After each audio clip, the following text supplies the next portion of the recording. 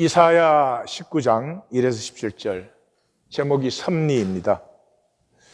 종교의 위험은 이 하나님은 불가지세요. 하나님은 알 수 없습니다. 우리가 무엇을 안다라고 말할 때는 이렇게 캐테고라이즈를 하는 거예요. 무엇이 있으면 저게 생물이다, 무생물이다. 또 생물이면 저게 동물이냐, 식물이냐. 이렇게 캐테고리를 통해서 우리가 아는 거거든요. 그걸 지식이라고 하는데 하나님은 캐테고라이즈가 안 됩니다. 무한하시니까요. 이렇다 저렇다 할 수 없으니까. 그 불가지의 하나님을 종교는 지식화시켜요. 지식화시키는 이유는 뭐겠어요? 지식화시키면 권력화시킬 수 있기 때문이에요. 예. 미셸 푸코라고 하는 사람이 Knowledge is the result of power struggle. 모든 지식은 권력 투쟁의 결과다. 그러니까 지금 우린 다 서양식으로 공부하고 서양식으로 옷 입고 이러죠. 동양과 서양의 싸움에서 서양이 이겼기 때문이에요. 그래서 서양 지식이 이제 통용되는 지식이고 서양식으로 공부해야 되고 그런 거죠. 근데 하나님이 불가지라는 말은 본질계가 불가지입니다. 알 수 없어요. 우리가 여기 꽃은 보잖아요. 이게 뭐 희다, 붉다, 크다, 작다 말할 수 있죠. 그러나 이 꽃이 피어나게 하는 생명은, 이 장미가 피어나게 하는 생명과, 저는 이 꽃은 무슨 꽃이에요? 이 꽃이 피어나게 하는 생명은 분명히 달라요. 말할 수 있어요? 말할 수 없어요. 종교는 불가지를 지식화시켰어요.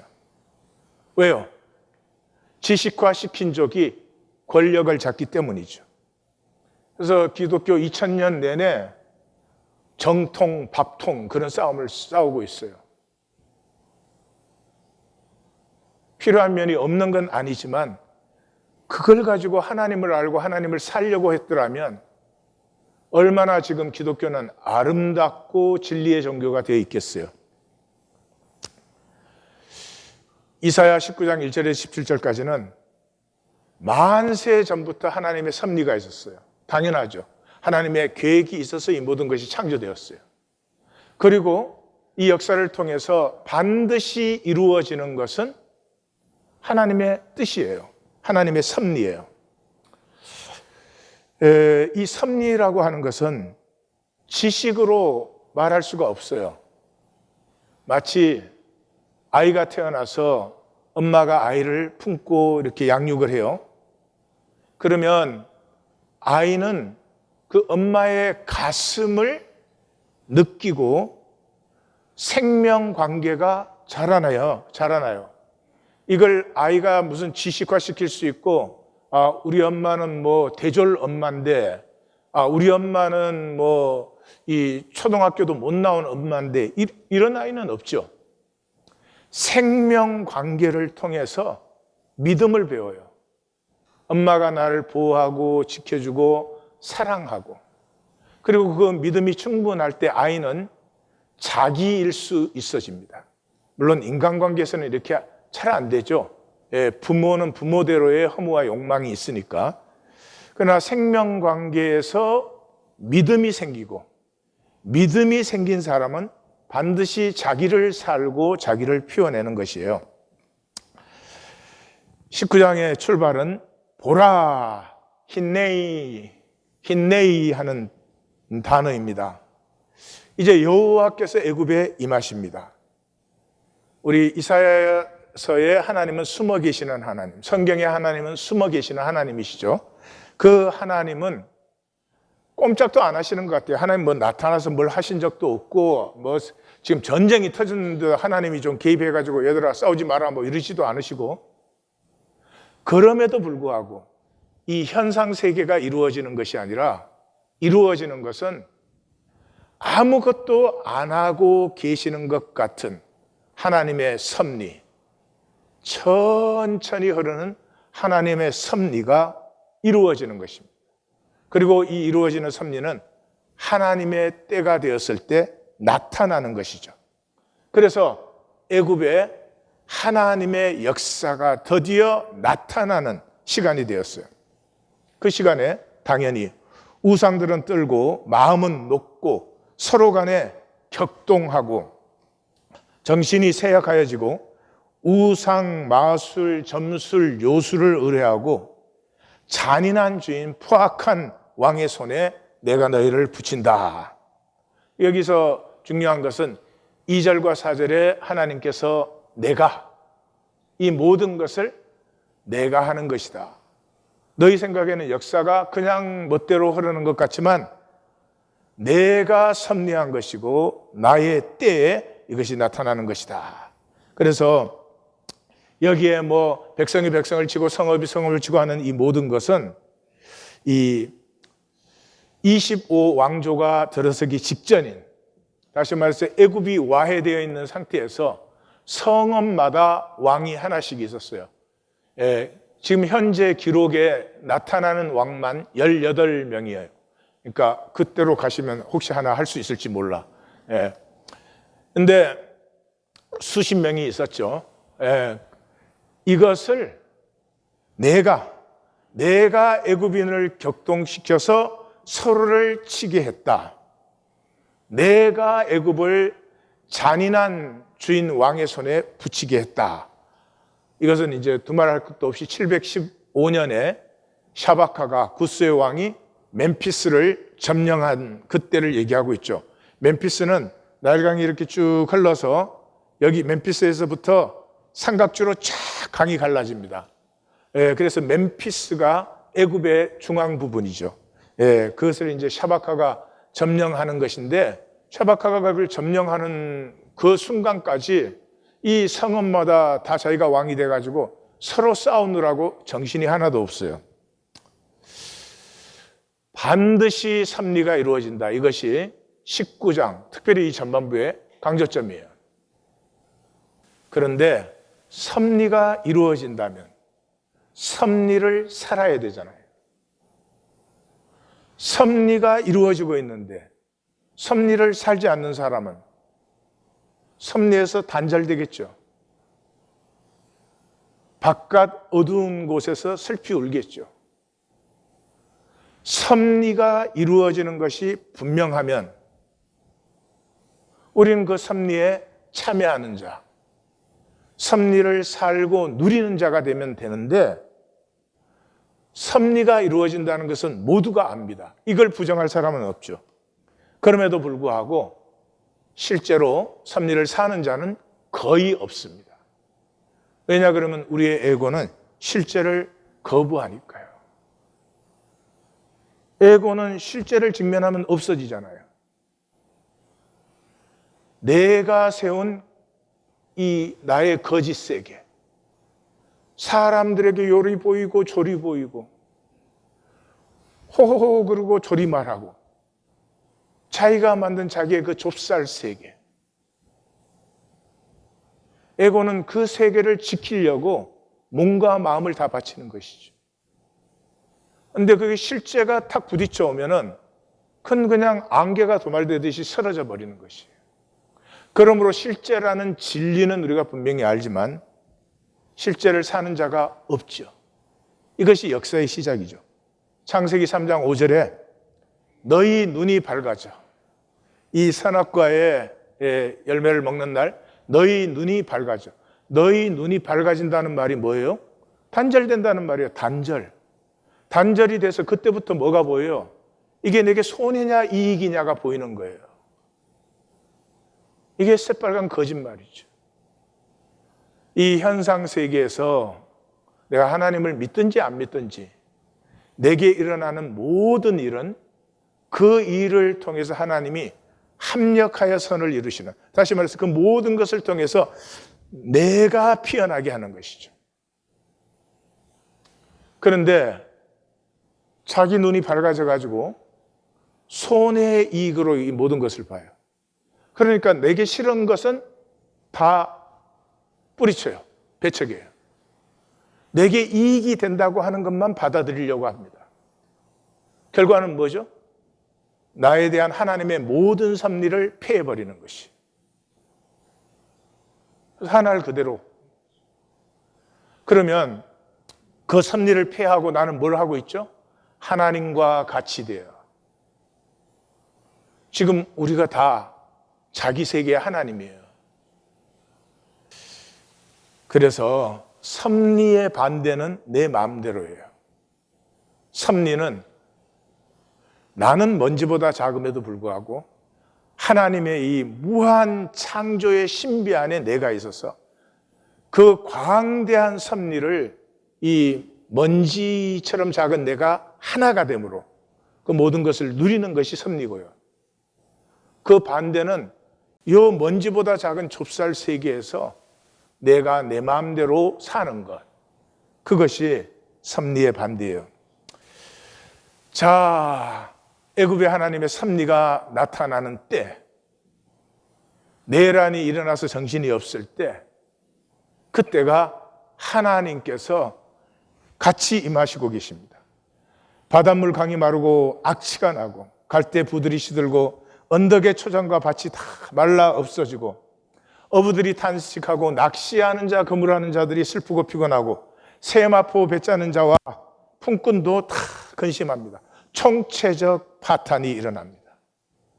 내란이 일어났는데 가뭄은 겹치고 경제적으로는 파탄되고 지도력은 그 가운데서 이 총체적 난관을 어떻게 우리가 이겨낼 수 있는지 보지 못합니다.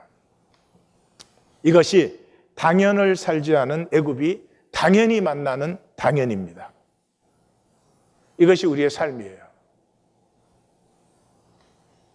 이미 이 큰달락이 17장에서 20장이잖아요. 근데 17장 마감에서 뭐라고 했습니까? 이 현상은 바람에 날리는 겨, 폭풍에 날리는 티끌 같다 그랬어요. 현상은 막 어지럽고 난리가 나고 뭐 그 현상 속에서 잠깐 자기가 뭐 잘난 것 같으면 굉장히 뭐 기분도 좋고 그러지만은 그럼 그렇게 날려서 쓰러져 버리는 거예요. 바람에 나는 겨와 같은 것이죠. 그런데 그 모든 것 속에서 실제로 이루어지는 것은 하나님의 섭리인데 하나님의 섭리를 살아야 되는데 그걸 살지 않고 그냥 그 사람 사이에서 내가 얼마나 잘났냐, 얼마나 뭐 인정받느냐 이것에 그냥 몸부림을 치던 그 삶에 결국에 만나는 것은 총체적 파국이다. 그 총체적 파국 속에 방백과 모사의 책략이 우둔하고 어둡고 참지혜는 여호와의 정하신 뜻, 여호와의 섭리를 아는 게 참지혜예요. 그러니까 이게 뭐 지혜와 총략이 뭐가 된 것 같고 막 그게 으쌰으쌰 할 때는 뭐가 된 것 같지만은 하나님의 뜻이 아닌 것은 금방 소멸돼요. 지금은 아수르와 구스가 이렇게 손을 잡는 시간이잖아요. 얼마 동안? 잠깐이에요. 요 잠깐 피하고 나면 아수르가 구스를 침략하게 돼요. 우리 본문으로는 이제 몇 주 후에 또 그걸 만나요. 애굽의 기동들이 미혹되어 걸어가고 있다. 그 현상에 그 속이는 걸 몰라가지고 그냥 그 멸망의 갈팡질팡하는 길로 가는 거죠. 그것을 누가? 여호와께서 혼미하게 하사 끝끝내 실제를 거부하고 현상으로 자기 세계를 세우려고 하는 그 삶이 만날 것은 혼미하여 비틀거리고 취한 같은 것. 머리나 꼴이나 귀한 자나 천한 자나 할 것이 없어요. 모두가 바쁜 척해요. 모두가 바쁘게 살아요. 이루어지는 건 아무것도 없어요. 저는 분기마다 제 저널에 체크를 합니다. 내가 석 달 전 시작을 할 때 내 모습에서 내가 하나님께서 구하는 것, 내가 좀 더 하나님의 생명, 그리스도를 담고 싶은 것들, 이런 것들을 거기에 적습니다. 그리고 3개월이 마감될 때 나는 얼마나 달라졌는지 봅니다. 눈곱만큼이 달라져도 얼마나 기쁨이 큰지 잘 모르시죠. 내게서 용서가 조금 더 피어났다는 사실이 돈 몇백만 불하고 바꿀 것이 아니에요. 엄청나게 바쁩니다. 왜요? 할 것이 없으니까. 할 것이 있는 사람 바쁘지 않습니다. 딱 그것만을 향해서 나갑니다. 필요한 여유를 갖습니다. 필요한 쉼을 확보합니다. 현상에 쏘으면 눈앞의 이익 다툼에 전체를 보지 못해요. 섭리를 본다는 것은 내 삶에 이게 이익이냐 손해냐 요거밖에 못 보던 사람이 역사를 보기 시작하고 우주 전체를 보는 것이에요. 섭리를 못 보면 가족과 돈과 평판이 삼위일체가 돼요. 이게 신이 돼요. 그럼 세 가지가 다 저주가 돼요. 이게 복이 돼야 되는데 가족과 돈과 평판이 복인데 이게 저주가 돼버려요. 대표적인 게 자식 아니겠어요? 자식은 최고의 선물이잖아요. 우리에게 그런 사랑이 나오지 않아요. 그러면 하나님의 선물로 감사하고 기쁘고 마음껏 즐기면 되는데 마음껏 축복해주고 꼭 내가 만들려고 해요. 내가 만들면 내 수준 이상이 될 수 없잖아요.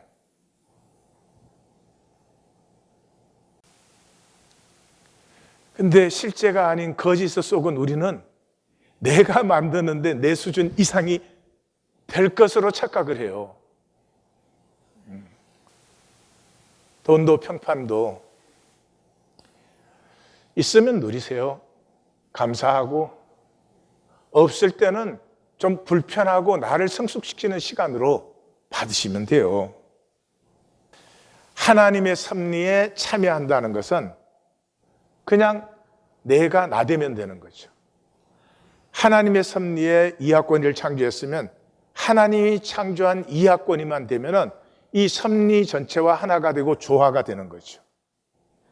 그런데 내가 나대지 못하고 거짓 나, 사람에게 보이는 나, 사람에게 보이기 위해서 만든 나가 되면은 그거는 실제 나가 아니죠. 그러므로 하나 될 수가 없어요. 거짓 나는 무엇과도 하나 될 수 없죠. 근데 이 세상 전체가 거짓 나가 돼요. 그냥 하나님이 창조한 내가 될 수 있으면 나는 우주와 하나가 되고 우주는 나와 하나가 되죠.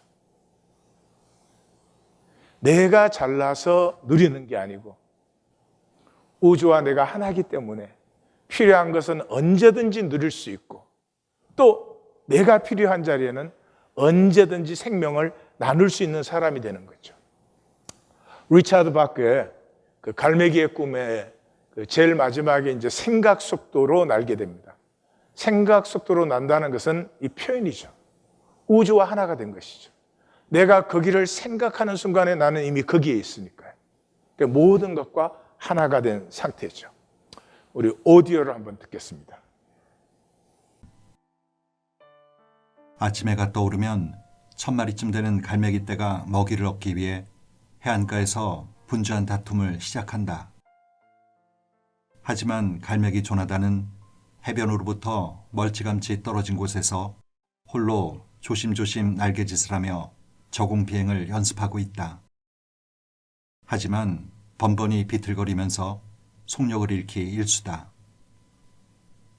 대부분의 갈매기들에게 중요한 것은 비행이 아니라 먹이이기에 갈매기들은 해안에서 먹이가 있는 곳으로 갔다가 돌아오는 방법만 배우곤 한다.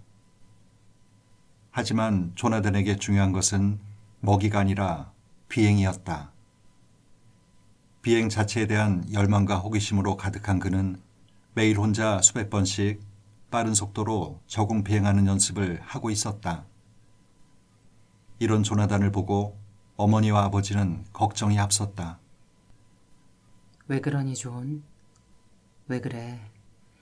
여느 새들처럼 사는 게 왜 그리 어려운 거니? 존, 저 공비행은 펠리컨이나 알바트로스에게 맡기면 안 되겠니? 새에게 나는 것은 본질이에요. 먹는 것은 부수적인 것이 사실은. 근데 그 아버지가 조나단을 불러서 우리가 비행하는 것은 먹이를 잡기 위해서야. 너는 왜 딴짓을 하니? 우리가 사는 이유가 돈 벌기 위해서인 줄 알아요. 예. 근데 조나단에게는 그런 아버지 때문에 거기에 같이 참여를 해봅니다. 그러나 그 썩은 물고기, 배에서 버린 물고기 창자, 그것을 서로 더 취하겠다고 싸우는 그 모습 속에 더 이상 같이 있을 수가 없어요. 그래서 그는 또다시 날개 훈련을 합니다. 그러다가 한 번은 갈매기가 날아야 얼마나 빨리 날겠어요. 한 번은 너무 빨리 날아서 날개 한쪽이 부러지죠. 날개 한쪽이 부러지는 순간에 어쩔 수 없이 날개를 접습니다. 그 높은 하늘에서. 근데 날개를 접는 순간에 그 어느 때보다 빨리 날고 있는 자신을 발견합니다. 그래서 이제 날개 접기의 비밀을 발견한 후에 시속 344km로 납니다. 그때부터 공중회전, 거꾸로 낙하하기, 바람개비 돌기 이런 훈련을 하죠. 고난의 시간이에요. 먹이 잡으러 다니는 게 훨씬 쉽죠. 엄청난 고난의 시간인데 기쁨을 말로 다 할 수 없습니다. 자기의 비행이 한 단계 한 단계 새로워질 때마다 그 기쁨을 말로 다 할 수 없어요. 드디어 부족회의를 열어가지고 저렇게 전통과 질서를 깨는 녀석은 안 된다. 그래서 이제 추방을 당합니다. 추방당해서도 이 홀로 떨어져서 날개 연습을 하는데 빛나는 갈매기 둘이 나타납니다. 그래서 그들이 나타나서 우리는 그대를 그대의 형제들에게, 그대의 가족에게, 그대의 집으로 인도해 갈 것이요. 그래서 그들과 같이 가기 시작하니까 자기도 빛이 나기 시작합니다. 거기에서 이제 슬리반이라는 스승을 만납니다. 스승이 현상에서 자유하면, 우리 눈에 보이는 이 인간끼리의 현상에서 자유하면 무한하고 영원한 자유 속으로 들어간다. 이 본질을 모르기 때문에 현상 게임에서 이기려고, 너는 오늘 썩은 고기 창자 2개 물었지만 나는 3개 물었다. 이거에 모든 것을 다 떠내려 보내고 있다는 거죠. 그 슬리번 밑에서 이 생각 속도 나는 훈련을 시켜주는 그 교관이라고 할 수 있겠죠. 그게 챙인데 이 챙이 생각 속도로 나는데 배우고 싶다고 하니까 그건 간단하지. 그러면서 하는 말이 빨리 날고 싶으면, 자유하고 싶으면 이미 도착했다는 것을 아는 것에서 시작하면 돼. 내가 육체인 줄 알고 현상인 줄 알고 있는 동안에는 절대로 자유할 수 없어요. 그 순간순간에 사람들의 반응에 목숨을 걸고 사람들에게 조금 더 좋은 반응을 끌어내기 위해서 자기가 스스로 종노릇을 합니다. 그런데 내가 이 현상에서 어떤 모습으로 와 있든지, 어떤 상황 속에 있든지 나의 본질은 이 현상과 상관이 없어요. 하나님이 잠깐 내 본질을 피우기 위해서 던져준 상황이에요. 상황이 절대가 아니에요. 그런데 그 상황을 절대로 붙들고 있는 한은 절대로 자유할 수가 없죠. 그런데 그 상황이 절대가 아니라는 걸 아는 순간에 자유가 시작되는 것이죠. 이건 무슨 자격도 아니고 능력도 아니고 하나님이 창조하신 그 섭리와 뜻을, 당연한 것을 내가 인정하는 것이죠. 세상에 중독되어 있는 내가. 그러면서 이제 그 가르쳐주고 사라집니다. 사라지면서 사랑에 깊어지게. 지금 조나단도 이 갈매기라는 몸뚱아리를 갖고 있잖아요. 이 몸뚱아리로 피울 수 있는 가장 숭고한 숭고함을 피우게. 우리는 다 육체 안에 있잖아요. 육체를 벗을 때까지는 갖고 있는 거잖아요. 갖고 있는 목적은 딱 한 가지예요. 이 몸뚱아리를 가지고 피울 수 있는 가장 숭고한 숭고함을 피우는 거예요. 어렵겠죠? 예. 근데 종로로 해도 어려워요. 예? 죽자 사자 돈 벌려고 살아도 쉽지는 않지요. 아니, 더 불행하죠. 그게는 사랑이 없죠. 행복이 없죠. 참된 만족이 없죠. 겉으로 괜찮은 척 해야 되죠. 훨씬 더 힘들죠. 그래서 이제 생각 속도의 비행을 배우고 나서 그 창의 말을 따라서 자기 부족에게로 돌아옵니다. 그 아직도 썩은 고기 창자를 서로 차지하기 위해서 서로 싸우는 그리로 돌아와요. 그러니까 부족들이 이제 부족장이 관계하지 말아라, 무시해라. 만약에 저 갈매기와 관계하면 추방한다, 막 그래요. 그런데도 밤에 몰래 이제 나오는 갈매기들이 생겨요. 이제 제자들이 생긴 거죠. 또 오디오를 들어보십시다. 그러자 밤마다 많은 갈매기들이 슬쩍 조나단 무리 주변으로 모여들어 그들의 얘기를 들었다. 한계를 뛰어넘는 비행에 대한 이야기가 왠지 모르게 그들의 가슴을 뛰게 했다. 한 달이 지날 무렵 갈매기 부족 중 처음으로 어느 갈매기가 조나단을 찾아와 비행수를 배우게 해달라고 요청했다. 그에게도 곧 추방자 딱지가 붙었지만 그는 조나단의 새로운 제자가 되었다. 날개를 움직일 수 없는 또 다른 새 메이너드도 조나단을 찾아와 나는 법을 배우고 싶다고 말했다. 메이너드, 지금 여기에서 너 스스로 너의 본 모습이 될 수 있는 자유를 가졌고 그 무엇도 너의 길을 막을 수는 없다. 그것이 위대한 갈매기의 법, 진짜 법이다. 제가 날 수 있다는 말인가요? 나는 네가 자유롭다고 말하는 것이다.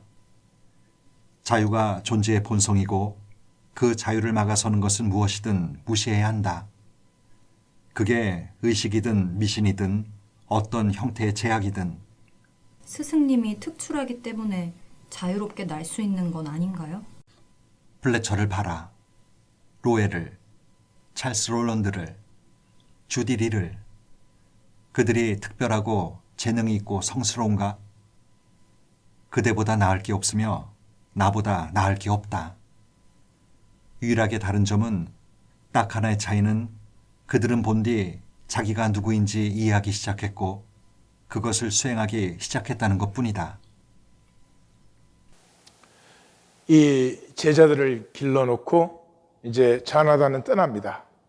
떠나면서 그 핍박하는 부족을 사랑하라고 말합니다. 그 제자들이 핍박하는 이 갈매기들을 어떻게 사랑할 수 있습니까? 그러니까 내가 자유임을 만날 때 피어나는 기쁨이 사랑이다. 저들에게 네가 무슨 react, 반대급부를 하는 것이 아니라 정말로 내가 지체 자유자든지 지체 장애자든지 아니면 뭐 정신적인 장애자든지 그건 다 현상이에요. 하나님이 창조하신 내 생명은 본질적으로 자유합니다. 이 모든 것의 종노릇을 하는 것을 선택하는 것도 나고 이 모든 현상에도 불구하고 자유함을 선택하는 것도 나예요. 너가 자유임을 만날 때 피어나는 기쁨이 사랑이지 상대방에게 리액트하는 것이 아니다. 이 눈에 보이는 것의 허상을 그 허상임을 알 때 너희는 너희가 자유한 것을 안다. 저는 세상이 우리를 무엇으로 평가해도 세상이 무엇으로 우리를 규명해도 우리는 자유합니다. 얼마든지 사랑할 수 있으며 얼마든지 용서할 수 있으며 얼마든지 하나님의 형상으로 창조되었기 때문에 내 안에 있는 고결함을 살고 피울 수 있습니다. 구원은 그 자유가 회복된 것입니다.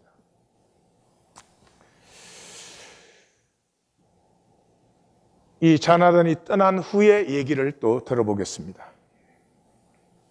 갈매기들은 해안가에 보라색 조개눈을 박은 조나단의 동상을 세우고 돌무덤가에서 조나단의 메시지를 전파하는 예배를 진행했다. 갈매기들은 조나단이 남긴 메시지에만 매달릴 뿐 더는 하늘을 날지 않았다.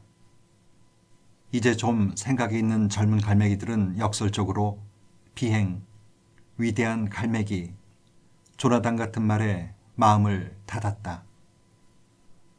앤서니라는 젊은 갈매기도 조나단의 존재를 거부한 채 자신만의 방식으로 하늘을 날았다.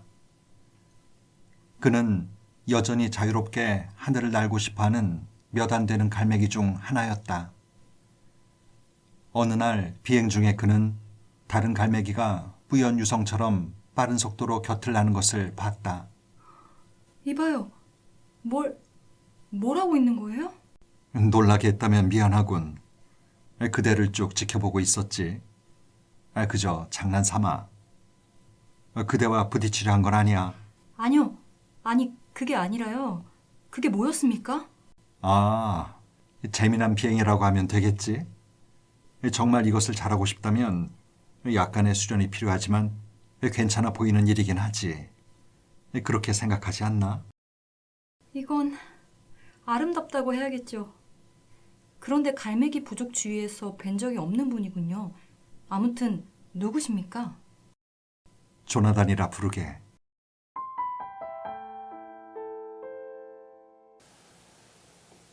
현상의 인간은 뭐든지 우리의 게임으로 만들어서 우리가 컨트롤할 수 있고, 그 중에 조금 머리를 빨리 돌리는 자들이 이것을 장악하고 이것이 좋은 것이고 이것이 전부라고 하고 다른 사람도 그 게임에 종속되게 할 때 자기들의 권력을 누리게 되죠. 이것은 하나님과 하나님의 창조와 하나님의 섭리와는 아무 관계가 없는 것입니다. 저는 우리 하나님 교회가 정말 인간 만든 인간 게임에서 그냥 자유해주고, 그런 얘기들은 저 갤럭시 바깥의 얘기처럼 들리고, 창조하시고 인도하시고 자기 전체를 유업으로 주기를 원하시는 하나님의 가슴과 하나님의 이야기가 우리 속에 점점 더 나누어지고 살아나고, 그것에 우리가 하나가 되어지고 서로를 격려하는 이런 하나님의 일이 일어나면 좋겠습니다. 이 조나단까지도 종교로 만들었죠. 오늘 본문은 이렇게 결론을 내립니다. 만군의 여호와가 나타나는 그날에 애굽이 부녀같이 떨며 만군의 여호와의 날에 유다 땅은 애굽의 두려움이 된다. 왜요? 유다 땅이라고 할 때는 유다가 아니고 유다를 창조하신 하나님의 창조적 주권, 그러므로 하나님이 창조하셨기 때문에 반드시 하나님의 섭리가 이루어지는 완성을 강조하고 있는 것이. 허물을 사는 사람이 가장 두려워하는 것은 실제를 직면하는 것이. 두 가지 두려워요. 자기 자신. 다 이렇게 거짓으로 자기를 덮어 씌웠기 때문에 자기 자신 만나는 것을 그렇게 두려워해요. 참 이해가 안 가요. 뭐 죄인이잖아요, 우리가.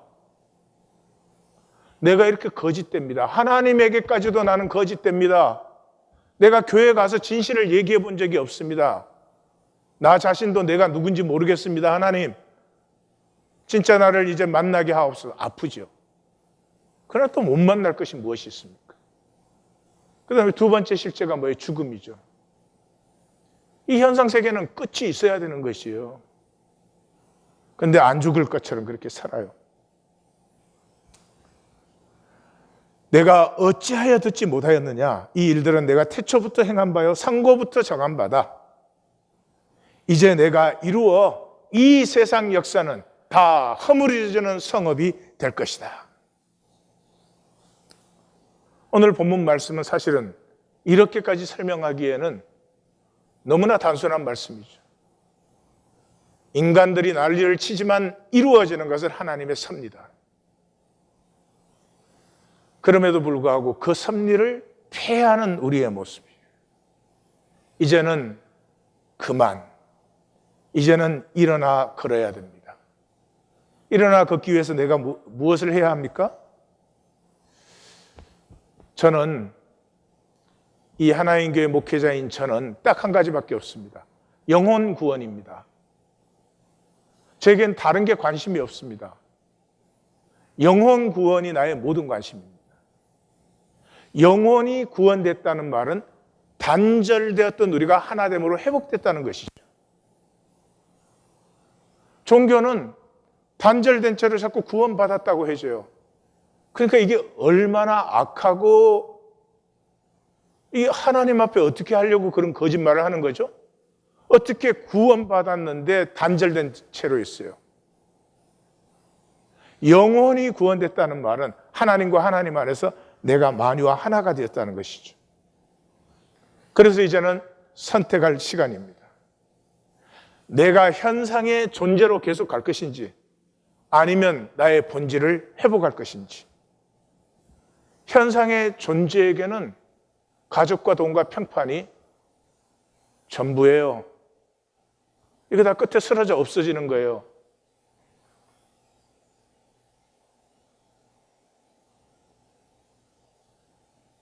천국에서는 시집 가는 것도 장가 가는 것도 없어요. 여기에 있는 동안 허락된 섭리예요.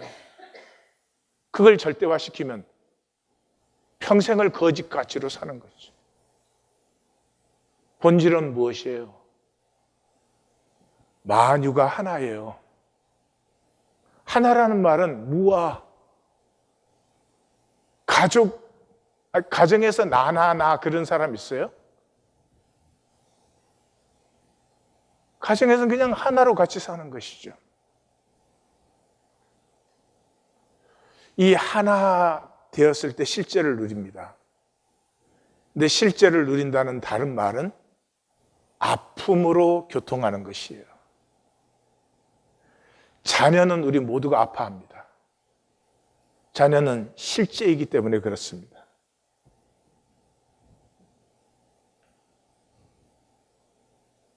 아픔으로 교통하는 하나로 살겠습니까? 그 반대가 뭐죠? I am fine. I am fine. 그저 사람들 앞에 보이기에만 괜찮았으면 괜찮은 거죠.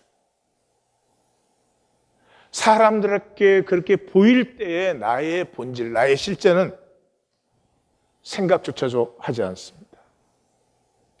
그러므로 본질을 선택하고 싶으면 적으셔야 됩니다. 적어보십시오. 나는 무엇하고 있는가? 난 지금 어떻게 살고 있는가? 무엇을 향해서 이 삶에서 내가 이루자고 하는 것이 무엇인가? 정확하게, 정직하게 적으십시오. 그 다음에 진정으로 나는 무엇을 하고 싶은지 또 적어보십시오. 그러면 이제부터 무엇을 해야 될 것인지가 선명해질 것입니다. 자기가 찾는 것도 결단하는 것도 아니고 내가 현재 살고 있는 내 삶과 내가 진정으로 원하는 삶이 딱 드러나면 무엇을 하고 싶은지 그냥 드러납니다. 그때 믿음이 출발됩니다. 38년 된 병자가 일어나 걷기 시작합니다. 38년 병자였으니 일어나 걸어지겠습니까? 얼마나 비틀거리겠습니까? 그러나 놀라지 마십시오. 이 38년 된 병자의 첫 번째 스텝은 온 우주를 다 가진 것보다 더 큰 기쁨이 피어납니다. 내가 살 수 있는 것을 왜 몰랐지? 내가 사랑할 수 있는 것을 왜 몰랐지? 나에게서도 희생의 사랑이 피어날 수 있는 것을 왜 몰랐을까? 왜 그렇게 불안과 두려움의 껍질에 사로잡혀가지고 내 안에 있는 고결하고 위대한 것을 딱 내 스스로 억눌러 버렸을까? 이것은 혼자서는 결코 되지 않습니다. 한 발자국 옮긴 다음에 다음 발자국에서 쓰러지기 때문입니다. 그렇기 때문에 1820 데일리 브레드입니다.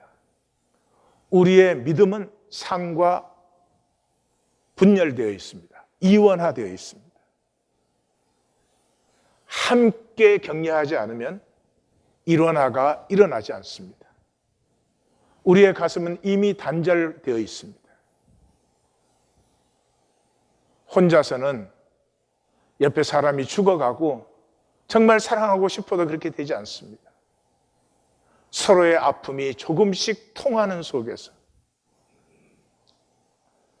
너의 아픔을 내가 느끼는 놀라운 기적이 일어납니다. 돈에 종로를 할 필요 없습니다. 이 모든 것을 맡고 있는 것이 돈입니다.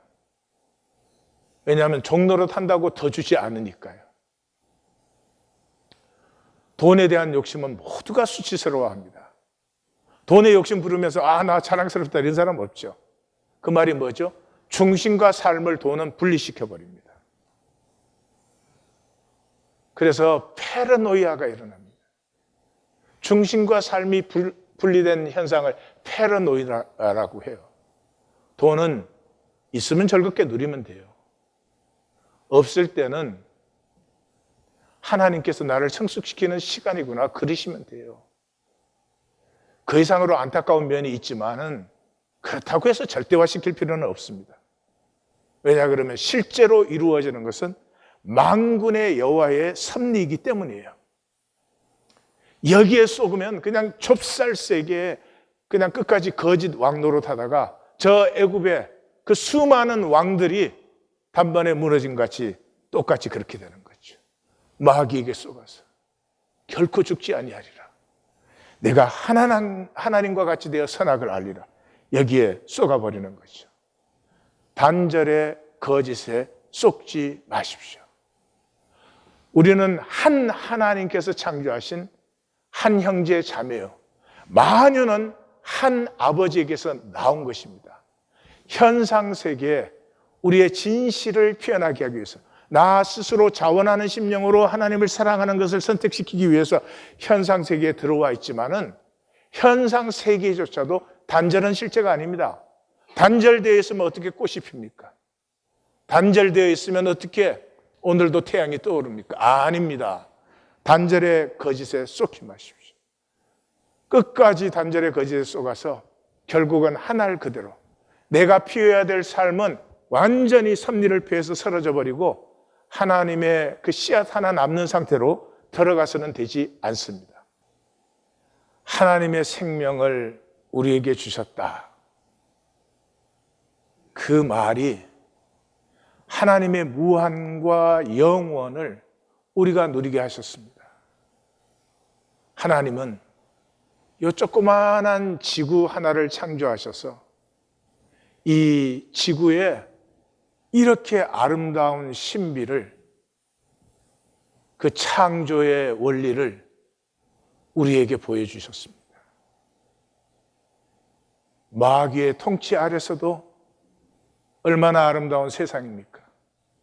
그런데 마귀의 통치가 끝나버린 이 무한 우주에서 우리 한 사람 한 사람이 하나님이 우리에게 주신 하나님의 생명을 싹 틔우고 피우는 자가 된다면 하나님의 무한 세계를 이 아름다움과 신비로 가득히 채우는 것입니다. 생명의 기쁨이 뭐죠? 나로 말미암아 또 하나의 생명이 아름답게 피어날 때, 화분 하나를 길러도, 우리 동물 하나를 길러도 나로 말미암아 그 생명이 아름다워질 때, 특별히 우리가 서로 사랑할 때, 나로 말미암아 너가 아름다워질 때 우리는 존재의 무한 행복을 느낍니다. 그리고 이 현상 세계가 사라진 이후에 우리가 피울 수 있는 세계는 무한합니다. 사랑에 한계가 있습니까? 신비의 제한이 있습니까? 그러나 딱 한 가지, 이 하나님의 생명 세계는 이 아픔을 통해서만 피어납니다. 사랑의 희생, 희생의 사랑을 통해서. 희생의 사랑이 없으면 피어난 생명이 나에게 가치가 되지 않습니다. 나의 생명을 나누었기 때문에, 그 아픔에 내가 같이 참여했기 때문에 피어나는 생명 세계가 유업과 복이 되는 것이죠. 여호와 하나님은 불가지입니다. 알 수 없습니다. 지식과 종교에 절대로 속지 마십시오. 그 하나님이 우리에게 나타나는 유일한 길은 그 하나님의 가슴을 받은 사람이 그 가슴을 살아서 그 생명이 피어났을 때만, 아, 하나님의 사랑이 저렇구나, 하나님의 인격이 저렇구나를 우리는 보게 되는 것입니다. 그래서 이사야서의 마지막 부분은 고난받는 종의 비전으로 마감하게 되는 것입니다. 그리고 우리는 여기에서 벌써 우리는 하나님이 온전히 현현되신 것은 나사렛 예수의 십자가구나 하는 것을 만나게 됩니다. 이 고난받는 종의 노래의 마지막 노래를 우리가 읽겠습니다. 누가 우리가 전한 것을 믿었고 야훼의 팔이 누구에게 나타났느냐? 그는 주 앞에서 자라나기를 어린 가지처럼 또 메마른 땅에서 나온 뿌리처럼 자랐다. 우리는 그를 멸시했다. 그는 우리가 원했던 만큼의 풍채도 없었다. 그의 모습은 사람이라 할 수 없을 정도로 일그러져 있었고 그의 외모는 더 이상 사람이 아니었다. 사람들로부터 멸시를 받고 버림을 당하셨다. 그는 고통 속에 살고 줄곧 질병을 알아온 사람이었다. 사람들이 얼굴을 가리고 지나가는 사람처럼 문둥병 등 저주받은 병. 그러나 우리의 질병을 그가 짊어졌고 우리의 고통을 그가 담당하였다. 그런데도 우리는 그를 천벌받은 자, 하나님에게 매를 맞고 경멸당하는 자로 생각하였다. 그러나 그는 우리의 죄 때문에 찔림을 당하였고 우리의 악함 때문에 맞아 그 몸이 찢어졌다. 그가 채찍을 맞음으로 우리는 나음을 얻었고 그의 상처 때문에 우리는 치유를 받았다. 우리는 모두 양처럼 우리 멋대로 헤매었고 우리들은 각각 제멋대로 생각하였다. 그럼에도 야훼는 우리 모두의 죄악을 그에게 담당케 하셨다. 고초를 당하였지만 그는 오직 순종함으로 참았으며 그 입을 열지 않았다. 마치 도살장으로 끌려가는 양처럼, 마치 털 깎는 자 앞에 선 어린 양처럼 그는 입을 다물고 열지 않았다. 그렇게 묵묵히 담당하셨다. 신앙은 생명의 길을 가는 것입니다. 하나님이 우리에게 주신 생명을 이 거짓 현상 세계 속에서 어떻게 피워내는가 하는 것입니다. 더 직접적으로 말하면 현상 속에 이 육체로 사는 우리의 삶 속에서 어떻게 하나님을 피워내는가 하는 것입니다. 다시 말씀드립니다. 신앙은 우리의 삶을 살면서 우리의 삶에서 하나님이 피어나게 하는 것입니다. 십자가의 예수를 영접하고 그 생명을 사는 것입니다. 꿈으로만 싹트는 이 생명, 이제 더 이상 종교로는 살 수 없습니다. 우리는 그 자리에 더 이상 머무르지 않습니다.